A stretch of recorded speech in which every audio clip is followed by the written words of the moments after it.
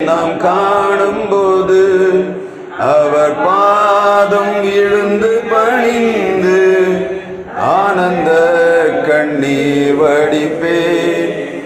எந்த நோட்டம் ஜெயத்துடன் முடியும், அந்த நாடு சுதந்தரிப்பேன். அன்பு நல்ல தெய்வமே, நாங்கள் உமக்கு நன்றி செலுத்துகிறோம். இந்த உபவாச கொடுகையிலும் உடைய பிள்ளைகளாகி நாங்கள் ஒன்றாக இணைந்து உம்மை பாடி ஆராதிக்கும்படியாக, உம்மை தொழுது கொள்ளும்படியாக, எங்கள் விண்ணப்பங்களை வைக்கும்படியாக தந்த சிலாக்கியத்துக்காக நன்றி செலுத்துகிறோம்.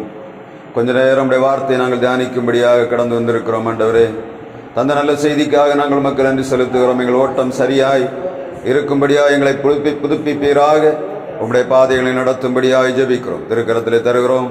கர்த்தாவினை கொண்டு தம்முடைய பிள்ளைகளுக்கு கொடுக்க வேண்டிய செய்தியை கொடுக்கும்படியாக ஜெபிக்கிறோம். திருக்கரத்திலே தாழ்த்துகிறோம். இயேசு கிறிஸ்து நாமத்தில் ஜெபிக்கிறோம் எங்கள் ஜீவனுள்ள நல்ல பிதாவே, ஆமென். நம்முடைய பிதாவாகிய தேவனாலும் குமாரனாய் இயேசு கிறிஸ்துவினாலும் பரிசுத்த ஆவியினாலும் உங்களுக்கு கிருபையும் சமாதானமும் இந்த மத்தியான நேரத்தில் உண்டாவதாக. இந்த நாளில் உபவாச கூடுகையிலே ஏசாயா தீர்க்க தரிசன புஸ்தகம் 58ஆம் அதிகாரம் 12ஆம் வசனத்தை தியானித்து நாம் இன்றைக்கு ஆண்டவருடைய வார்த்தையை தியானிக்கும்படியாக ஆண்டவர் நமக்கு இரக்கம் பாராட்டுவாராக. ஏசாயா தீர்க்க தரிசன புஸ்தகம், உன்னிடத்திலிருந்து தோன்றினவர்கள் பூர்வ முதல் பாழாய் கிடந்த ஸ்தலங்களை கட்டுவார்கள். தலைமுறை தலைமுறையாக இருக்கும் அஸ்திபாரங்கள் மேல் நீ கட்டுவாய். திறப்பானதை அடைக்கிறவன் என்றும் குடியிருக்கும்படி பாதைகளை திருத்துகிறவன் என்றும் நீ பெயர் பெறுவாய். இந்த 3 விதமான ஆசீர்வாதங்களை ஆண்டவர் இந்த வசனத்திலே வைத்திருக்கிறதை நாம் பார்க்க முடியும். முதலாவது சொல்லுகிறது, உன்னிடத்தில் தோன்றினவர்கள் பூர்வ முதல் பாழாய் கிடந்தவர்களை கட்டுவார்கள். இரண்டாவது சொல்லுகிறது, தலைமுறை தலைமுறையாக இருக்கும் அஸ்திபாரங்கள் மேல் நீ கட்டுவாய். திறப்பானதை அடைக்கிறவன் என்றும் குடியிருக்கும்படி பாதைகளை திருத்துகிறவன் என்றும் நீ பெயர் பெறுவாய். 3 மிக முக்கியமான காரியத்திற்கு அடிப்படையாக ஆண்டவர் இந்த ஏசாயா தீர்க்க தரிசனத்திலே வைத்திருக்கிற வசனம் என்ன? ஏசாயா தீர்க்க தரிசன புஸ்தகம் 58ஆம் அதிகாரம் 9, 10ஆம் வசனங்களிலே அது சொல்லப்படுகிறது. நாம் வாசிக்கலாம். அப்பொழுது நீ கூப்பிடுவாய், கர்த்தர் மறு உத்தரவு கொடுப்பார். நான் இருக்கிறேன் என்று சொல்லுவார். நுகத்தடியையும் விரல் நீட்டுதலையும் நிபச்சொல்லையும் உங்கள் நடுவிலிருந்து அகற்றி பசியுள்ளவனுக்குள் ஆத்மாவை திருப்தியாக சாய்த்து சிறுமைப்பட்ட ஆத்மாவை திருப்தியாக்கினால் அப்பொழுது இருளில் வெளிச்சம் உதித்து வெளிச்சத்தை போலாகும். இங்கே ஆண்டவர் கொடுக்கிற முதல் கட்டளை என்ன? நீ நிபச்சொல்லை உன்னிடத்திலிருந்து நீக்க வேண்டும், விரல் நீட்டுதலை நீ மாற்ற வேண்டும். அதுக்கு அடுத்து என்ன சொல்லுகிறார்? உன் நடுவிலிருந்து அகற்றி பசி உள்ள ஆகாரத்தை. ஆண்டவருடைய வார்த்தை சொல்லுகிறது, உபவாசம், உண்மையான உபவாசம் என்று சொல்லி ஆண்டவர் ஏசாயா தீர்க்கதரிசியை கொண்டு தம்முடைய பிள்ளைகளுக்கு கொடுக்கும் போது ஆண்டவர் ஆசீர்வாதத்துக்கு முன்பாக கட்டளைகளை கொடுக்கிறார். முதலாவது நாம் செய்ய வேண்டிய வேலையை ஆண்டவர் சொல்லுகிறார். இரண்டாவது அவர் செய்யக்கூடிய காரியத்தை சொல்லுகிறார். மூன்றாவது அதன் மூலமாய் நம்மிடத்தில் எதிர்பார்க்கிற காரியத்தையும் ஆண்டவர் அங்கே வைத்திருக்கிறார். எல்லா 3 வசனத்துக்கு ஒரு அந்த 58ஆம் அதிகாரத்தில் நீங்க பார்த்தீங்கன்னா தெரியும். முதலாவது நாம் செய்ய வேண்டியதை சொல்லுகிறார். இரண்டாவது ஆண்டவர் செய்வார். அதுக்கு பின்பு சும்மா அவர்களை வைக்கிறது இல்லை. அடுத்து என்ன செய்வார்? அவர்களை கொண்டு செய்ய வேண்டிய காரியத்தை. அதான் சொல்றது 58ஆம் அதிகாரம் 9, 10 வசனத்திலே நாம் செய்ய வேண்டிய காரியத்தை வைக்கிறார். 11ஆம் வசனத்திலே ஆண்டவர் செய்கிற காரியத்தை அவர் சொல்லுகிறார். அதுக்கு அடுத்துதான் ஆசீர்வாதத்தை வைக்கிறார். என்ன சொல்லுகிறார்? அஸ்திபாரங்களை நீ திறப்புகளை அடைக்கிறவன் என்று பெயர் பெறுவாய். நீ முதலாவது ஆண்டவருடைய வார்த்தை சொல்லுகிறது, தோன்றினவர்கள் பூர்வ முதல் பாழாய் கிடந்தவைகளை கட்டுவார்கள். அஸ்திபாரங்கள் மேலே கட்டுவார். இதற்கு ஆண்டவர் என்ன செய்ய வேண்டியது இருக்கிறது? முதலாவது நம்முடைய காரியங்களை நாம் ஒழுங்கு பண்ணும் போது வசனம் சொல்லுகிற 11ஆம் வசனம், கர்த்தர் உன்னை நித்தமும் நடத்தி மகா வறட்சியான காலங்களில் உன் ஆத்மாவை திருப்தியாக்கி உன் எலும்புகளை இன்னமுள்ளதாக்குவார். நீ நீர்ப்பாய்ச்சலான தோட்டத்தை போலும் வற்றாத நீரூற்றை போல இருப்பார். சமீபத்தில் நாங்கள் ஒரு இடத்தை பார்க்க போனோம், நானும் பாஸ்டருமா.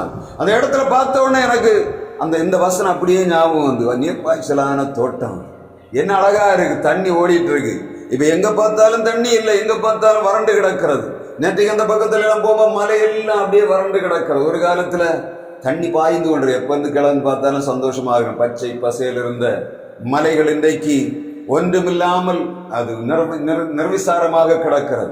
எங்க தண்ணி இருக்கிறோ, தண்ணியை பார்த்தோம்னா மனுஷனுக்கு எவ்வளவு சந்தோஷம் இருக்கு. நம்முடைய வாழ்நாளில நாம் அநேக நன்மைகளை இழந்து விட்டோம். அன்றைக்கு மரங்கள் நின்ற இடங்களிலே பாறைகள் செதுக்கப்பட்டு வெள்ள வெள்ளன்னு நின்றுட்டு இருக்கு. எப்படி? இந்த மனிதனுடைய பேராசையினாலே மலைகள் நொறுக்கப்படுகிறது. தண்ணி பாய்ந்து கொண்டிருந்த இடங்களிலே ஈர நைப்பு கூட இல்லாத அளவிலே என்ன ஆகி போச்சு? பாலைவனமாக கன்னியாகுமரி மாவட்டம் மாறிக்கொண்டவர் யாருக்குமே உணர்வில்லை. ஒரு 10 வருஷம் 50 வருஷத்துக்கு முன்பாக நம்ம பார்த்த நாடு இல்லை. இந்த இடத்துல இருந்து பார்க்கும்போது, நான் சென்னையிலிருந்து உள்ள வரும்போது அந்த ஆரல் வாய்மொழி தாண்டினோன்னு மதுரமான ஒரு ஸ்மெல் அடிக்கும். என்ன ஸ்மெல்லு தெரியுமா? பச்சிலைகளின் வாசம் வரும். மலையில இருந்து உள்ள இறங்கினோடனே சந்தோஷமா இருக்கும். அங்க இருந்து கருவாடாய் வந்து ஆத்துல குளிச்சு கழுவி பார்த்தா துறப்புள்ள மாதிரி இருக்கும். அப்போ எப்படிப்பட்ட தேசத்துல இருந்தோம், இன்னைக்கு வந்து பார்த்தா என்ன செய்யறதுன்னே தெரியல. நேற்றைக்கு கேரளாவில இருந்து ஒரு வண்டி வருகிறது, எல்லாம் கருவாடா இருக்கிறாங்க. நான் பார்க்குறேன், என்ன ஆண்டவரே, கேரளாவிலும் இப்படி இருப்பாங்களா? அவ்வளவு மோசமான நிலைமையில நாடு போய்கொண்டிருக்கு. தண்ணி வருது, தண்ணியை சேமிக்கவில்லை, விவசாயம் போச்சது, மரங்கள் நாசம் ஆயாச்சு, ஒருத்தனுக்கு நினைவில்லை. என்ன பண்ண? நமக்கு காலையில போன கண்ணை திறந்தவன போய் பாக்கெட்ல வாங்கக்கூடிய எல்லாம் நிறுத்தி வச்சிருக்காங்க. என்ன தேங்கலாம், சக்தியோ இதை மாங்காய் இதை கலரா இருக்கு, அதை வாங்கிட்டு வரோம், சாப்பிடுவோம். இப்ப தெரிஞ்சதானே, எழும்புறவன கையில காசு இருக்குது, கடையில போன மீன் வாங்கணும், எல்லாம் வாங்கணும். அது எங்க இருந்து வருது, அடுத்து நீ எப்படி வரப்போகுதுன்னு தெரியல. திடீர்னு ஒரு நாளை காலையில் எழும்பும் போது ஒண்ணுமே கடையில இருக்காது, ஒண்ணுமே கடையில இருக்கு, ஒண்ணுமே கடையில இருக்கு. அப்பதான் தெரியும் ஓடுற ஓட்டம். பணம் நிறைய இருக்கும், பணம் நிறைய இருக்காது, சாப்பிட ஒண்ணும் இருக்காது. ஏன்னா இன்னும் நம்ம போயிட்டு இருக்க பாதை தேடவில்லை, இந்த பொருள் எங்க வருதுன்னு தெரியவில்லை. அந்த நாட்டுக்காரன் அங்கிருந்து அனுப்புகிறவன் கப்பல்ல அனுப்புகிறான். ஒரு கப்பல் நின்று போச்சுதுன்னா பணம் இருக்கிறவன் என்ன பண்ணுவான்? நிறைய பணம் இருக்கிறவன் கொளுத்தவன் ஒரு 10 வருஷம் நல்ல சமாளிப்பான். ஒன்றும் இல்லாத பிச்சைக்காரன் நம்ம என்ன பண்ணுவோம்? வாங்கி சாப்பிட முடியாது. சேர்த்து வைக்கிற பணத்தை வச்சு அவன் போய் நிற்கிற இடத்துல அவனுக்கு தேவையானது வாங்குவான். நம்ம ஏழைகள் என்ன பண்ணுவோம்? ஒன்றும் வாங்க முடியாது. ஆண்டவருடைய வார்த்தை சொல்லுகிறது, உங்களை நான் என்ன பண்ண போறேன்? நீர்ப்பாய்ச்சலான தோட்டத்தை போல மாற்ற போகிறேன். எதுக்காக? நீர்ப்பாய்ச்சலான தோட்டத்துல என்ன இருக்கு? எல்லா ஆசீர்வாதமும் இருக்கு. தண்ணி இருந்தா மாத்திரம்தான் அதுல சுற்றி என்ன இருக்கும்? விவசாயம் இருக்கும். தண்ணி இருந்தாதான் அந்த இடத்தை சுற்றிலும் கால்நடைகள் இருக்கும். தண்ணி இருந்தா மாத்திரம்தான் அங்க இருந்து நம்ம எழுப்பினோட ஏதாவது நமக்கு தேவையான ஆசீர்வாதத்தை பெற்றுக்கொள்ளக்கூடிய வழி கிடைக்கும். ஆனா நம்ம வறண்டு போய் கிடக்கிறோம். ஆண்டவருடைய வார்த்தை சொல்லுகிறது, நாம் செய்ய வேண்டிய காரியம் என்ன? நம்முடைய ஆண்டவர் சொல்லுகிறது, பசியுள்ளவனுக்கு உன் ஆத்துமாவை சாய்த்து நீ சோர்ந்து போகிற மனிதனை தேற்றி எடுப்பா என்று சொன்ன, நான் உன்னை ஆசீர்வதிப்பேன். எப்படி? நீர்ப்பாய்ச்சலான தோட்டத்தை போல ஆசீர்வதிப்பேன். ஆசீர்வதித்து முடித்த உடனே அடுத்த வசனம் சொல்லுது, அப்படியே உங்களை இருக்க சொல்லு. அதுக்கப்புறம் தான் சொல்லுகிறாரு, அஸ்திபாரங்களின் மேல் தகர்ந்து கிடக்கிற இடங்களை நீ என்ன பண்ணுவாய்? உன்னிடத்தொன்று பூர்வ முதல் பாழாய் கிடந்தவைகளை தட்டி எழுப்புவார்கள். நீங்க யுத்த நேரங்களை பார்த்தா தெரியும். இப்ப நம்ம உக்ரைன் இந்த ரஷ்யா போர் நடந்து கொண்டிருக்கிறது. சில நேரத்தில் ஈரான்ல இப்ப இஸ்ரேல் வந்து கொண்டு போட்டு தாக்கினார்கள். அந்த இடத்துல அதுவரையிலும் நல்ல ஒரு 20 மாடி 30 மாடி பில்டிங் இருந்த இடம் எல்லாம் வரிசையா கொண்டு போட்டாங்க. ஒரு பில்டிங் அடுத்த பில்டிங் மொத்தமா தகர்த்து 30 அடி 60 அடி ஆழத்துக்கு போய் அந்த குண்டு என்ன பண்ணிச்சு, அப்படியே போன போக்கில் தோண்டி அப்படியே வெளியே போட்டு திரும்பி பார்த்தா ரோட்ல பிள்ளைகள் அழுது கொண்டு நிற்குது. எப்படி? அதுல குடியிருந்த ஆட்கள் எல்லாம், அதுல இருந்தவங்க செத்து போனாங்க. அந்த பில்டிங் எல்லாம் தகர்ந்து கிடக்கிறது. பில்டிங் தகர்ந்து கிடக்கிறது, ஒண்ணுமே செய்ய முடியாது. அந்த தகர்ந்து கிடந்த இடத்துல ஏதாவது மிச்சம் கிடக்கிறதா என்று தேடுகிறார்கள். உலகம் அந்த நாட்டில் மிகப்பெரிய பணக்காரன் ஒருவன் ரொட்டி திண்டுக்காக அலைந்து கொண்டிருக்கிறான். கிட்டத்தட்ட 10 ஹோட்டல் வைத்திருந்தவன். 10 ஹோட்டல் வைத்திருந்தவன் 10 ஹோட்டல் இருந்தான். ஒரு நேர சாப்பாட்டுக்காக ஏதாவது கிடக்கிறதா என்று தேடிக்கொண்டு தெரிகிறான். காரணம் என்ன? பூர்வ காலமாக கட்டப்பட்டிருந்தவைகள் தகர்ந்து கிடக்கிறது. காரணம் என்ன? யுத்தம். நம்முடைய வாழ்விலும் அநேக காரியங்கள் யுத்தங்கள் வருகிறபடியினாலே நம்முடைய வாழ்வு தகர்ந்து கிடக்கிறது. ஆண்டவர் எதிர்பார்ப்பது என்ன? தேவ பிள்ளைகளாகிய நாம் இடிந்து கிடக்கிறவைகளை என்ன பண்ணணும்? கட்ட வேண்டும் என்று சொல்லுகிறார், விரும்புகிறார். அது நம்மிடத்துல கொடுத்திருக்கிறார். நம்ம என்ன செய்கிறது இல்லை, அதை மாத்திரம் செய்கிறது, மீதி எல்லாம் செய்கிறோம். ஆண்டவர் சொன்னது போல எல்லாம் கேட்கிறோம். நமக்கு இளையலை கண்டா கை நீட்டுகிறோம். எல்லா காரியத்தையும் செய்து ஆண்டவர் செழிப்பை தந்த உடனே நம்ம பாடம் மாத்திரம் தான் பார்க்கிறோம். இடிந்து கிடங்கிற இடங்களை பார்க்கிறது. எத்தனையோ குடும்பங்கள் இடிந்து போய் கிடக்கிறது, தகர்ந்து போய் கிடக்கிறது. வாழ்விலே என்ன செய்வது என்று தெரியாதபடி தத்தளித்துக் கொண்டிருக்கிறார்கள். ஆண்டவரிடத்தில் உபவாசம், அந்த ஆண்டவரிடத்தில் ஆசீர்வாதத்தை பெற்று நம்ம கொஞ்சம் தேடி பார்க்கிறோம். இடிந்து கிடக்கிற இடங்களை என்ன பண்ணணும், திரும்ப கட்டணும். அதுதான் ஆண்டவர் நம்மிடத்தில் எதிர்பார்ப்பது. நம்முடைய வாழ்வில் அநேக ஆசீர்வாதங்களை தருகிறார். உலக மனிதர்கள், நேற்றைக்கு ஒரு இடத்துல போயிருந்து, மலையில அவங்களுக்கு 10 ஏக்கர் இருக்கு. போய் பார்த்தா உட்கார்ந்துருக்கிற இடத்த பார்த்தா சங்கடமா இருக்கு. ஒரு விசுவாசி ஆண்டவர் ஏற்றுக்கொண்டவன் என்று சொல்லுகிறார். 10 ஏக்கர் அவன் குடும்பத்தில் 5 பேர், ஒவ்வொருத்தர் 2 ஏக்கர் ரப்பர் இருக்கு. ஆனா வீடு எப்படி இருக்கு, வீட்டில் போனால் வீட்டில் வெள்ளை அடிச்சு வருஷம் ஓட்டு வீட்டில் உட்கார்ந்துருக்க. அவங்க செழிப்பாக இருக்கிறாங்க, ஆசீர்வாதம் எனக்கு தெரியும். அவங்க உலக மனுஷங்களை யாரையும் கையாண்டாமல் வாழ முடியும். ஆனால் நம்ம என்ன கணக்கு பண்ணுறோம், அவங்கள பாவங்கள் லிஸ்ட்டில் வச்சிருக்கோம். அவங்க வீட்டுக்கு முன்னாடி ஒரு 25 மேலே சீட்டு இருக்குது, வீட்டை சுற்றி தண்ணி இருக்கு, எல்லா வசதியும், ஆடு மாடு கிடக்கு, எல்லாமே இருக்கு. ஆனால் வீடு எப்படி இருக்கு, ஓட்டு வீடு இருக்கு. நம்ம என்ன கணக்கு பண்ணோம், அவங்கள பார்த்தா பாவம் கணக்கு. அவங்க இந்த நேரம் ஒரு 1000 ரூபா எடுக்கணும்னு என்ன பண்ணும், அதுலேருந்து அப்படி பிறக்குனா அவங்களுக்கு கிடைக்கும், பொருள் கிடைக்கும். ஆனா இருக்கிறது நம்ம அவங்கள பார்த்தோன்னே பாவமா இருக்கு. அந்த ஆளுக்கு கல்யாணம் வயசு 50 வயசு ஆயிடுச்சு, இதுவரை கல்யாணம் பண்ண முடியாது. காரணம் என்ன, வீடு இல்லை. வீடு என்னது கட்டணும், அவரு சொல்லி இருக்கிறது போதாதா, எல்லாம் ஆண்டவர் தந்திருக்கிறாரு. இதுல வாழ முடியாம இருந்தா என்ன பண்றது, வீடு கட்டின பிறதான் கண்ணா. அவன் வீட்டு கட்டாம என்ன பண்ண, வீட்டு கட்டி வச்சவங்க எல்லாரும் எப்படி இருக்காங்கன்னு கேட்குது.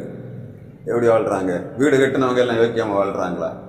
எனக்கு அந்த மனுஷனை பார்த்தா பரிதாபமா இருக்கு.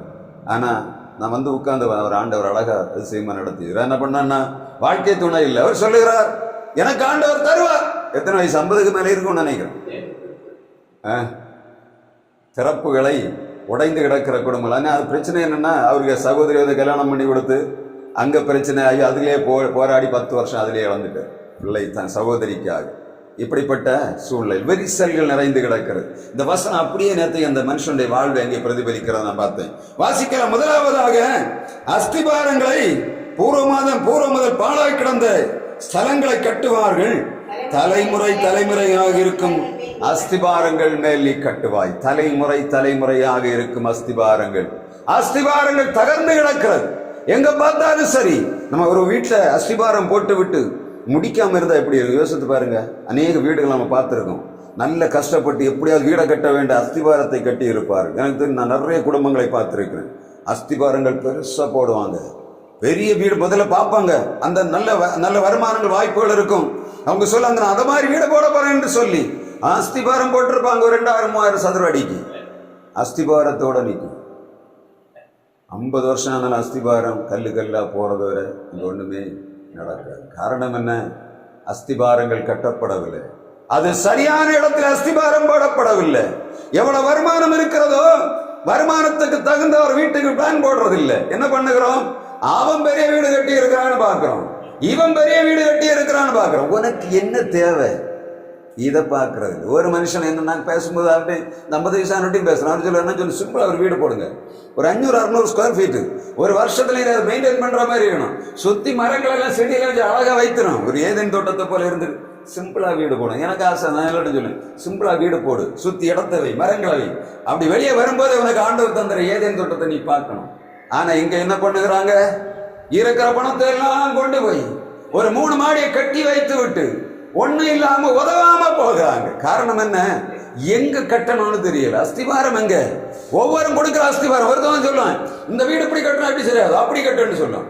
எங்க வீடு வந்து ஒரு 6 சதுரத்துக்காக கட்டுறதுக்கு ஆரம்பிச்சாங்க, 17 சதுரம் கட்டினாங்க. எப்படி இருக்கும், வந்தவன் போன எல்லாம் அதுல இதை ஏத்துங்க, இதுல அதை ஏத்துங்க, அதுல அதில் ஏத்துங்க, எல்லாம் கடைசியில எல்லாம் சம்பாதிச்செல்லாம் வீடு கட்டதுதான் சரியா இருந்து. எப்படி இருக்கு, வீடு நல்லா இருக்கு, அது வேற, யாரோ ஒரு ஆள் கூடி இருக்கிறாங்க. நான் என்ன சொல்ல வரேன்னா, அஸ்திபாரங்கள் மேல் கட்டணும். என்ன அஸ்திபாரம், கண்மலையாகிய கிறிஸ்துவாகிய அஸ்திபாரத்தின் மேல கட்டணும். இப்ப நம்ம கட்டுறதை எங்க கட்டுகிறோம், சாத்தானுடைய மணல கிடையாது. ஏசாயா 28:16 சொல்லப்படுகிற அஸ்திபாரமாகிய ஒரு கல்லை நான் சீயோனிலே வைக்கிறேன், அந்த அஸ்திபாரத்து மேல கட்டணும். வந்தவன் போனவன் அஸ்திபாரத்து மேல எல்லாம் கட்டக்கூடாது. நீங்க அஸ்திபாரம் சும்மா இல்லை. என்னன்னா ஒரு ஆள் வந்து கொடுக்கக்கூடிய ஐடியா தான் ஒரு அஸ்திபாரம். நம்ம முதல்ல பேசா ஒரு காரியத்தை செய்கிறோம், அதுக்கு மேலதான் கட்ட ஆரம்பிக்கிறோம். அப்ப என்ன பண்ணணும்? அஸ்திபாரமாய கல் இயேசுவின் மேல எப்படி இருக்கணும்? நல்ல ஸ்ட்ராங்கா வைக்கப்பட்டிருக்கணும். நான் நிக்கிறது இயேசுவின் மேல உள்ள உறுதி வேணும். கிறிஸ்தவனுக்கு அது இல்லை. அதனாலதான் என்ன பண்ணுகிறோம், இன்றைக்கு நிறைய போராட்டங்கள். கிறிஸ்தவன் நம்ம மாத்திரம் இல்லை, நமக்கு மேல இருக்கிறவங்களும் கிறிஸ்துவாய் அஸ்திபாரத்தை தகர்த்து விட்டு தங்கள் சொந்த அஸ்திபாரங்களை போடுகிறபடினாலதான் இன்றைக்கு கிறிஸ்தவ உலகம் பாழ்பட்டு கிடக்கிறது. நாம் ஆண்டோடைய ஊழியத்தை நிறைவாய் செய்ய முடியவில்லை. ஆண்டோடைய வார்த்தை சொல்லுகிறது, நீ யார்? இந்த நொறுங்கி போய் கிடக்கிற குடும்பங்களை கட்டி எழுப்ப முடியாத பதவி பொறுப்பை உனக்கு தந்திருக்கிறார். இரண்டாவதாக அஸ்திபாரங்கள் மேல் கட்டணும். இஷ்டத்துக்கு கொண்டு எங்கேயாவது கொண்டு கட்டக்கூடாது. அஸ்திபாரத்துல ஆண்டோட உபதேசத்துல அப்போஸ்தலர் உபதேசத்திலும் அவைகள் கட்டப்படணும். இன்னைக்கு இங்க பாத்தீங்கன்னா விதம் விதமான உபதேசங்கள் வருகிறது. விதவிதமான உபதேசங்கள் கேட்கறாங்க. சமீபத்தில் என்னுடைய சர்ச்சில் ஜெபத்துக்காக ஒரு குறிப்பு கொடுத்தாங்க. ஒரு இன்னொரு ஊர்ல உள்ள ஒரு ஆளுடைய உடம்பு சரியில்லாததுக்கு எனக்கு ஜெபம் பண்ண சொன்னாங்க. எனக்கு முன்னாடி அந்த ஈடுபாடு உண்டு, ஆனா இப்ப அப்படி இல்லை. எனக்கு என்ன தோணுதுன்னா, ஒவ்வொரு ஜனங்களுக்கும் ஆண்டவர் ஒரு ஒரு ஆலயத்தை கொடுத்திருக்கிறார், ஒரு திருச்சபையை கொடுத்திருக்கிறார், அதற்கு பொறுப்பாக ஒரு ஊழியரை வைத்திருக்கிறார். அப்படிதானே? அங்க ஜெபிக்கணும். அவங்க ஜெபித்தா ஜெபம் கேட்கும், நான் ஜெபித்தா ஜெபம் கேட்குமா? நம்ம ஜெபிக்கலாம், ஆனா என்ன செய்யறார் ஆண்டவர்? அந்த ஜெபத்துக்கு பதில் கொடுப்பாருன்னா என்னுடைய எண்ணப்படி அதுக்கு பதில் கொடுக்க மாட்டார். ஏன்னா ஆண்டவர் உனக்கு ஒரு மேய்ப்பனை கொடுத்து, உனக்கு ஒரு ஊழியக்காரனை கொடுத்து, உனக்கு எல்லா நன்மைகளையும் தரும்படியாக வைத்திருக்கும் போது அவன் கொடுக்கிற ஜெபம் தான் கேட்கப்படும். மற்றவங்க யாரு? ஆண்டவரின் இரக்கம் பாராட்டு இரக்கத்துக்காக கேட்கலாம், ஆனா ஆண்டவர் ஜெபத்தை யாரு ஜெபத்தை கேட்பார்? இவங்க என்ன பண்ணணும்? அந்த ஊழியக்காரனுடைய கூட உட்கார்ந்து அவனுடைய வார்த்தைகளை கேட்டு அவனுடைய சொற்படி நடக்கிறதாக இருந்த ஆண்டவர் என்ன பண்ணுவார்? அவருடைய ஜெபத்துக்கு உடனடியாக பதிலோடு. அஸ்திபாரங்கள் மேல் கட்டணும். நம்முடைய அஸ்திபாரம் நம்முடைய ஆண்டவர் கொடுத்திருக்கிற அப்போஸ்தலர் உபதேசங்களின் மேல் நிற்கணும். நம்முடைய அஸ்திபாரம் இயேசுவின் மேல நிற்கணும். அப்பதான் என்ன பண்ண முடியும்? நம்ம இதையாவது செய்யும். அஸ்திபாரங்கள் மேல் கட்டுகிறோம் என்று பெயர் போறாங்க. மூன்றாவதாக என்ன சொல்லுது? வாசிக்கலாம். திறப்பானதை அடைக்கிறவன் என்றும் குடியிருக்கும்படி பாதைகளை திருத்துகிறவன் என்றும் பெயர் பெறுவாய். திறப்பானவைகளை அடைக்கிறவன். திறப்புன்னா என்னத்தை? வீட்டில் முதல்ல என்ன பண்ணோம்? ஒரு சின்ன விரிசல் விடும், பார்த்துருக்கா? ஒரு சின்ன கீறல் விடும். அது எப்படி கீறல் எப்படி விடுது? யாருக்கா தெரியுமா? வீட்டில் கீறல் எப்படி விடும்? எதுக்காக விடும்? அது மாத்திரம் இல்லை, ஃபவுண்டேஷன் சரியா இல்லாம, அஸ்திவாரம் சரியா இல்லாம அடியில ஏதாவது நம்ம பண்ணிட்டு மேல கட்டும் போது அது கொஞ்சம் கொஞ்சமா அடியில் உள்ள மண் அரிக்கும். மண் அரிக்கும் போது என்ன பண்ணும்? வீடு அப்படியே விரிய ஆரம்பிக்கும். அந்த இடத்தை பேலன்ஸ் பண்ணுவதற்காக முதல்ல என்ன பண்ணும்? ஒரு சின்ன கீறல் விடும். சின்ன கீறல் விட்டு விட்டு அது பெருசாகும், விரிவாகும். விரிய விரிய விரிய என்ன ஆகும்னா, இந்த ஃபவுண்டேஷன் அங்க போகும், அந்த ஃபவுண்டேஷன் அங்க போகும். அதான் ஆண்டவருடைய வார்த்தை சொல்லுகிறது. ஆண்டவராய் இயேசு கிறிஸ்துவாய கன்மனையின் மேல் கட்டப்பட்ட அஸ்திபாரத்தின் மேல் கட்டப்பட்டிருங்கன்னா அது அங்கேயும் சாயாது, இங்கேயும் சாயாது, பிரிவு வராது. அந்த பிரிவு வந்த உடனே முதல்ல அது கிராக் ஆகிறது, ரெண்டாவது கொஞ்சம் கொஞ்சமா விரியுது. இது என்ன பண்ணணும்? முதல்ல அந்த கிராக் வந்த உடனே சரி பண்ணணும். ஊழியருடைய வேலை என்ன? ஒரு குடும்பத்துல அங்க தெரியுது இன்னும் ஜெண்டா ஆரம்பிச்சாச்சு, கல்யாணம் பண்ணி 3வது மாசத்துல என்ன நடக்குது? கிரகிற ஆரம்பிச்சாச்சு. கிரகிற ஆரம்பிச்ச உடனே என்ன ஆகுது? அது வர ஒன்றும் தெரியாது. வீட்டுக்குள்ள வந்தப்புறம் தெரியும், இங்க குறைவு இருக்கு, அங்க குறைவு இருக்கு. இது இப்படி போனா ரொம்ப மோசம் வருது, தூண்டி விடுவான். ஏய், உன்னுடைய வாழ்க்கை இதுதான், நீதான் போராடணும்னு சொல்லி கொடுக்க மாட்டாங்க. என்ன பண்ணுவாங்க? அப்படியா, உனக்கு அப்படி ஆச்சா, நீ என்ன பண்ண, அங்க கிடக்காத, இதை பண்ணு, முடிஞ்சது, சாப்டர் க்ளோஸ். ஒருத்தனை வருஷத்தை 10 வருஷத்தை காலி பண்ணி போய் தங்கச்சி தான் கல்யாணம் பண்ணி கொடுத்தது. அவன் குழந்தை அந்த குடிகாரன் இல்ல, நல்ல வேலை செய்கிறவன் தான், நல்ல எல்லாம் வச்சிருக்கு. என்ன குறைவு? இவளுக்கு நினைச்ச மாதிரி அவன் நடத்தல. யாரு? எல்லாம் போனாளுங்க, எல்லாம் போனாளுங்க. யார் சொல்லி கொடுப்பா? ஊழியக்காரன் என்ன பண்ணுகிறான்? ஊழியக்காரன் அவனுக்கு என்ன பண்ணணும்? வெரிசல் வரும்போதே சொல்லணும், இதுல வாழ்க்கை. உன்னுடைய வாழ்வு ஆண்டவர் கையில் கொடுத்துரு. எதற்காக? கணவன் மனைவியுமாக இணைத்ததற்காக. விரிசல் உண்டாக்குக. இன்னை இவ்வளவு ஊழியக்காரனை பார்த்தீங்கன்னா இருக்கிறது என்ன பண்ணுவான்? கொஞ்சம் கூட விரிச்சு விட்டுட்டு அவன் என்ன பண்ணான்? அந்த பந்து உள்ள போய் இவன் நக்கது என்ன ஐடியா இருக்குன்னு பார்த்துட்டு தெரியும். இன்னைக்கு அடுத்த வீட்டுக்குள்ள போய் அந்த வீட்டுக்குள்ள என்ன இருக்கு நக்கிறதுல என்னை ஊழியக்காரன் கவனம் எங்க விரிசல் வருதுன்னு பார்க்குறான். போய் உட்கார்ந்துட்டு அந்த விரிசலை என்ன பண்ணுறான்? இன்னும் பெருசாக்கி திறப்பாக்கி உள்ள புகுந்து எல்லாத்தையும் காலி பண்ணிட்டு போயிடுறாங்க. ஆண்டோட வார்த்தை சொல்லுகிறது, நீ என்ன பண்ணுகிறாய்? பிளவுகளை அழைக்கிறவனாக இருக்கணும், விரிசல்களை மூடுகிறவனாக இருக்கணும். ஒருவேளை விரிசல் வந்துச்சு, என்ன பண்ணணும்? தேவ ஊழியன் என்ன பண்ணணும்? போய் நம்ம என்ன பண்ணணும்? கிறிஸ்தவர்கள் என்ன பண்ணணும்? போய் ஜபிக்கணும். ரெண்டாவது, தனித்தனியா கூப்பிட்டு அழகாக ஒரு கவுன்சிலிங் கொடுக்கணும். வாழ்க்கை இதுதான், வாழ்விலும் தாழ்விலும் இன்பத்திலும் துன்பத்திலும் சுகத்திலும் சுகவீனத்திலும் கையை பிடிச்சு கொடுக்கும்போது எப்படி சொல்றாங்க? சத்தம் போட்டு சொல்றாங்க. என்ன சொல்றாங்க? சொல்லுங்க பாப்போம். இவளை வாழ்விலும் தாழ்விலும் இன்பத்திலும் துன்பத்திலும் சுகத்திலும் சுகவீனத்திலும் மரணம் நம்மை பிரிக்கும் வரை. இது என்ன பண்ணுவாங்க? அந்த நேரத்துல கல்யாண சுகத்துல என்ன பண்ணும்? பேசுறதே மறந்து போகும். ஆனா 3 மாசத்துல தெரியும். இப்போ நல்ல மைக் வச்சு கொடுக்குறோம் பாஸ்டர், நீங்க என்ன சொல்லுங்க? பழைய காலத்துல அப்படி, இப்ப அப்படி நல்ல மைக் வச்சு பொண்ணு மாப்பிள்ளையும் பேசுறது கேட்கணும், ரெக்கார்ட் பண்றாங்க. ஏன்னா பொண்ணு வந்து கடைசி காலத்துல எனக்கு கேஸ் நிறைய வருது. எப்படி விவாகரத்துக்கு வர்றது? பையன் ஊமனு என்ன ஏமாத்தி கல்யாணம் பண்ணி கொடுத்துட்டாங்க, பொண்ணு ஊமன் ஏமாத்தி கல்யாணம் பண்ணி கொடுத்தாங்க. இந்த கேஸ்னாலே இப்ப என்ன பண்ணுறாங்க? மைக்கை கொடுத்து வாசிக்கணும். அந்த லுத்தரன் சர்ச்சில் பார்த்தீங்கன்னா பொண்ணு வந்து முன்னாடி மணப்பொண்ணு வாசிக்கணும், பைபிள் வாசிக்கணும். தெரியுமா? மணப்பொண்ணு பைபிள் வாசிக்கணும் முன்னாடி, சும்மா இல்லை. ஏன்னா ஆதாரம், இவ யாரு? ஒழுங்கான பொம்பளை தான், ஊமை இல்லை. நீ நாளைக்கு ஒன்றும் சொல்ல முடியாது ஊமையை கட்டி கொடுத்தாங்க, நீ கொண்டு போய் ஊமாக்கு. அது வேற.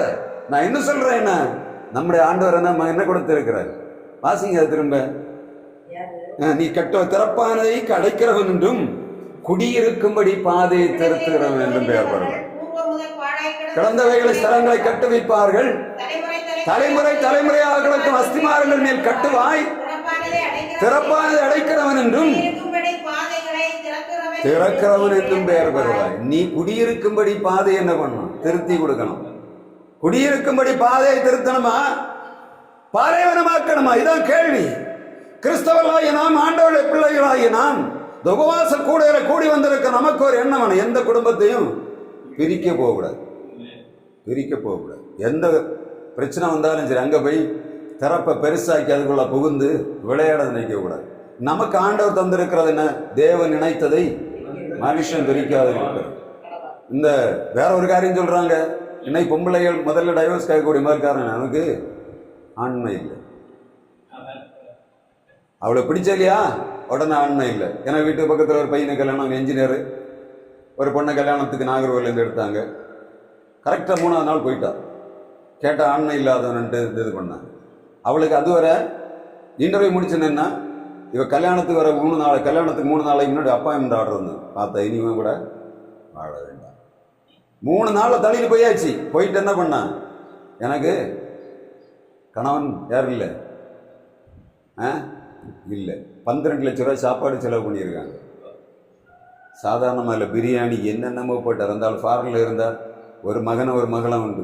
12 லட்ச ரூபா சாப்பாடு. எத்தனை வருஷம்? 10 வருஷத்துக்கு முன்னாடி. 10 இல்லை 15 வருஷத்துக்கு, 12 வருஷம். நல்ல பையன், தங்கமான பையன். அவனுக்கு கொண்டாட்டி என்ன பண்ணான், அவன் சொல்லுகிறான், வா செக் பண்ணும்.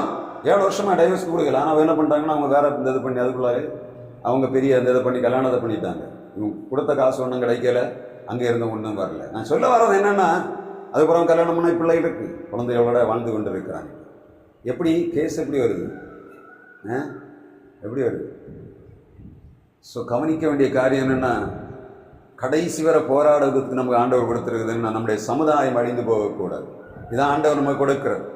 எப்படி பாதைகளை வாழ்வதற்காக திருத்தி கொடுக்கணும். பிள்ளைகள சொல்லணும், தவறு பண்ணாத, நீங்க அங்க போய் இங்க வந்துரு, நான் பார்த்துக்கலான்னு சொன்னா அவன் முதல்ல காரியம் பண்ணும். கல்யாணம் பண்ணி கொடுத்த பிள்ளைய அப்ப நாம நீ வா என்று சொன்னா முதல்ல அவனை காரியம் பண்ணும். ஏன்னா நான் கண்ணார பார்த்தேன். என்னதுல நம்ம இந்த மெர்லின் ஹோட்டல் இருக்கிற நேரத்தில் அதில் டீ குடிக்க போகிறோம். ஒரு குடும்பம் வந்து உட்கார்ந்துட்டு இருக்கு, அந்த பிள்ளை அழுதுட்டு இருக்கு. அப்பாவும் அம்மாவும் ஒரு மாமனார் வந்துருக்கிறாங்க. அந்த பொண்டாட்டி அவனுடைய அம்மாவுடைய தம்பி 3 பேர் இருக்காங்க. மாமங்காரன் சொல்லுகிறான், அவள் எல்லாம் பண்ணுவா, அவளுக்கு எல்லாம் இருக்கு, இனிவன் கூட வாழணும். இல்லை, எத்தனை வயசாச்சு கல்யாணம் பண்ணி பிள்ளைக்கு 3 மாதம். அந்த அந்த அந்த மாமனார் சொல்லுகிறார், அந்த கணவன் சொல்லுகிறார், வீட்டில் இருந்து வேலை செய்கிற சாஃப்ட்வேரில், நீ அங்கே மெட்ராஸுக்கு போக வேண்டாம், அங்கே மெட்ராஸுக்கு நர்ஸாக வேலை செய்கிறார், இங்கே நமக்கு போதுமான வருமானம் இருக்குது, வீட்டில் அப்பா இருக்கார், இவரை கவனிக்கணும், இந்த நாள் நம்ம இங்கே இருப்போம். அதெல்லாம் முடியாது. நான் எங்க போனோம்? மெட்ராஸ் போனோம். மெட்ராஸ்ல என்ன சம்பளம்? 15,000 ரூபாய் சம்பளம். பிள்ளை 3 மாசம் கை குழந்தை. அவளுக்கு அதெல்லாம் கவலை இல்லை. இங்க இருக்க கூடாது, போயிடணும். அழுதுட்டு இருக்க. நான் அப்படியே பார்த்துருந்தேன், என்ன ஆச்சுன்னு தெரியல. அந்த ஆள் என்ன மிலிட்டரியில இருந்து வந்திருக்காரு. அம்மா அந்த பிள்ளைக்கு சப்போர்ட் பண்ணுது. அப்பா உண்மையை செய்யுது இல்லைன்னா அம்மா மக மாமா 3 பேரும் ஒரு சைடில் நிற்கிறாங்க. இவருக்கு என்ன பண்றதுன்னு தெரியாது. இந்த பிள்ளைகிட்ட என்ன பேசுற? மிலிட்டரிக்காரு. நான் உட்காந்துட்டு யோசித்து கேட்டேன். கேட்டுட்டு அந்த பிள்ளைகிட்ட பேசினேன், என்ன பிரச்சனை அப்படின்னு கேட்டேன். அது இப்படி ஆகும். நான் அங்கே போனேன். அப்போ நான் அந்த நியாயத்தை பார்க்கும்போது என்ன இவ பண்ணுறது தப்புறதுன்னு தெரியுது.